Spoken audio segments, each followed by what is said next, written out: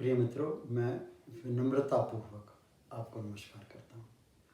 आप मेरा नमस्कार स्वीकार कर मुझे कृतार्थ करें और मेरा उत्साहवर्धन करें। आपका आज के कविता पाठ में आपका अभिवादन है।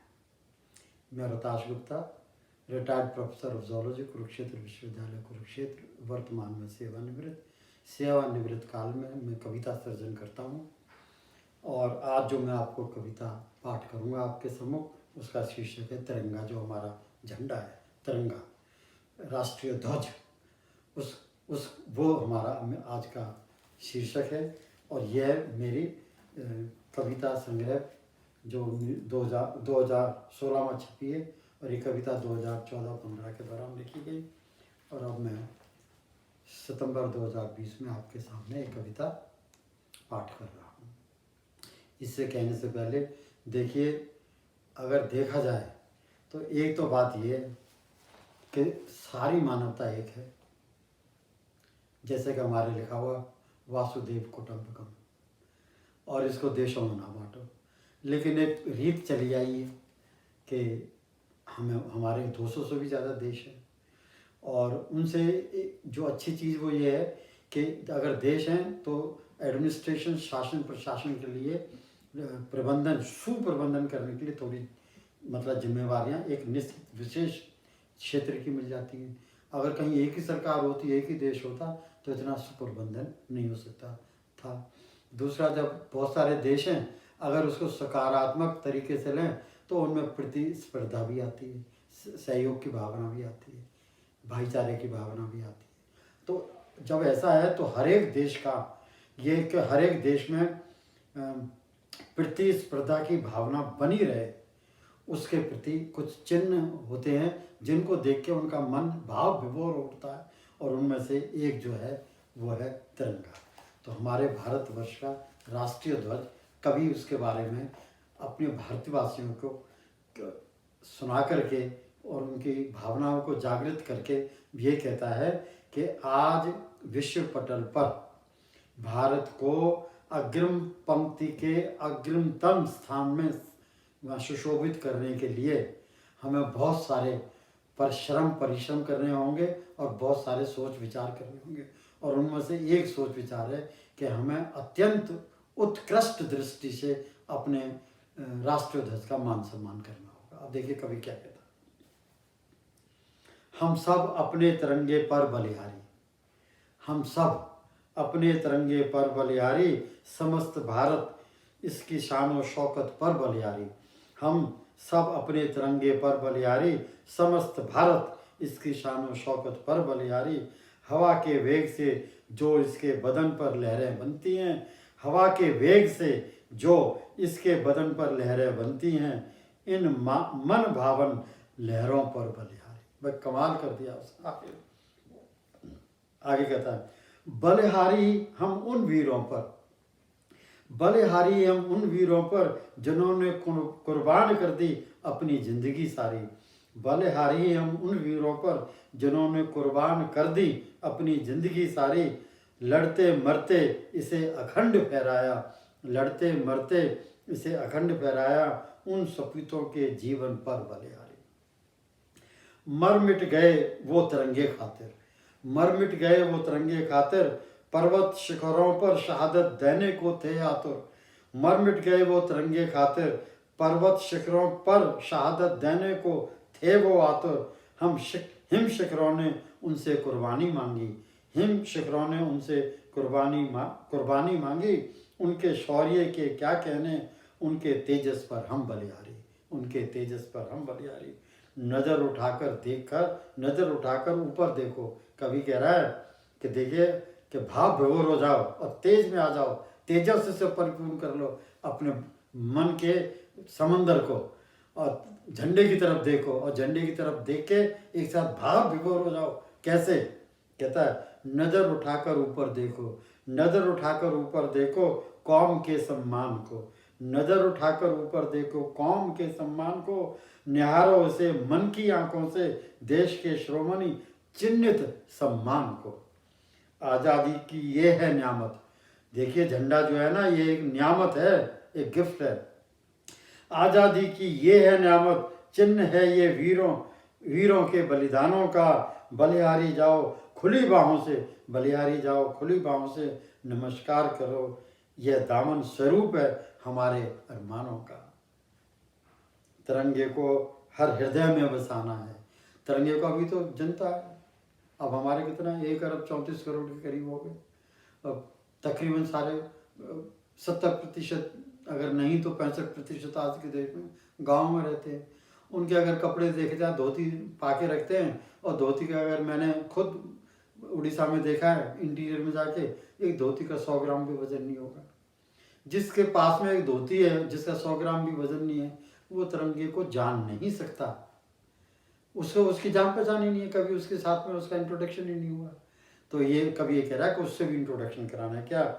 आज़ादी की ये है नियामत, चिन्ह है ये वीरों के बलिदानों का। बलिहारी जाओ खुली बाहों से, नमस्कार करो ये दामन स्वरूप है हमारे अरमानों का। तिरंगे को हर हृदय में बसाना है, तिरंगे को हर हृदय में बसाना है, जन जन से परिचय कराना है। तिरंगे को हर हृदय में बसाना है, जन जन से परिचय कराना है। ग्रामीण हो आदिवासी हो, ग्रामीण हो आदिवासी हो चाहे दूरस्थ पर्वतों का वासी, तिरंगे को हर भारत जन तक पहुंचाना है। तिरंगे को हर भारत जन तक पहुंचाना, उस धोती वाले तक पहुंचाना जो मैंने आपको बताया। जिसकी धोती अगर आप उसको रीसेल करें तो मुफ्त में लेने को तैयार नहीं हो, 100 ग्राम उसका वजन ना हो, उस तक तिरंगे को पहुंचाना है, तब भारत तरक्की कर सकता है। सभी भारतीय नौजवान बनेंगे तिरंगे के वाहक हैं। सभी भारतीय नौजवान बनेंगे तिरंगे के वाहक हैं। सर्व वयस्कों को परिचित कराना है। प्रौढ़ वृद्ध नित्य नमन करें तिरंगे को। इस प्रक्रिया को भारतीय जीवन शैली में रमाना है कि जहाँ भी झंडा मिल जाए उसी समय सर झुका दो, और ये हर भारतीय की जीवन शैली का एक अभिन्न अंग बन जाए। और इसलिए मैं दोबारा इसको पढ़ूंगा। सभी भारतीय नौजवान बनेंगे तिरंगे के वाहक है। सर्व वयस्कों को परिचित कराना है। प्रौढ़ वृद्ध नित्य नमन करें तिरंगे को। इस प्रक्रिया को भारतीय जीवन शैली में रमाना है। जो समृद्ध करना है राष्ट्रीय एकीकरण को, जो समृद्ध करना है राष्ट्रीय एकीकरण को और राष्ट्र स्वाभिमान के जज्बे को शिखर तक पहुंचाना है, तो तिरंगे को मात्र वात्सल्य से नहलाना होगा। वाह वाह वाह। ये कह रहा है जैसे माँ अपने बच्चे को, कभी देखना कि माँ है और उसका बच्चा है, बच्चा मैं कह रहा हूँ जन्म होते ही उसकी उम्र 1 घंटे भी नहीं, और जब उसके सामने लाते हैं तो वो उसको कैसे देख के उसको वात्सल्य करती है। तो कहता है हमने तिरंगे को उस वात्सल्य से अपने तिरंगे को उस स्नान कराना। देखो कभी कहाँ पहुँचा। तो तिरंगे को मात्र वात्सल्य से नहलाना होगा। प्रतिदिन बाल सभाओं में, प्रत्येक पाठशाला में फहराना होगा। मात्र कुछ राष्ट्र पर्वों पर लहराने से अपेक्षित जन जन तिरंगा परिचय नहीं होगा। जब अन्य प्रयास कुछ ज़्यादा कर न सकें और कोई ना कर सके, कोई बात नहीं। जब अन्य प्रयास कुछ ज़्यादा कर न सकें, राष्ट्र हित में तिरंगे को साधन समझ, राष्ट्र हित में तिरंगे को साधन समझ सभी अनुयायियों को तिरंगे तले आना है। सभी अनुयायियों को तिरंगे तले आना है। सोच समझ धर्म शैली संबंधित वाद विवाद तर्क कानूनी धाराओं में विकल्प, संसद विधान मंडल समेत सांसद विधायक जरिए प्रभावशाली परिवर्तन लाने होंगे। सोच समझ धर्म शैली संबंधित वाद संवाद तर्क कानूनी धाराओं में विकल्प, संसद विधान मंडल समेत सांसद विधायक जरिए प्रभावशाली परिवर्तन लाने होंगे। तिरंगा हमारा रैलिंग पॉइंट है, ऐसा दृष्टिकोण अपनाने होंगे। तमाम भारत जनों को तिरंगे के इतने करीब लाना है, मात्र इसकी झलक पड़े तत्काल नमस्कार हेतु इस्लामी मुद्रा में आ जाना है। जैसे हो प्रीवर से, अब देखिए कभी कहाँ पहुँच गया है, और बिल्कुल सच्चाई, जैसे हो प्रियवर से मिलन का उन्माद, जैसे हो प्रियवर से मिलन का उन्माद, उसी उन्माद को हमें तिरंगे प्रति अपने दिलो दिमाग में लाना है।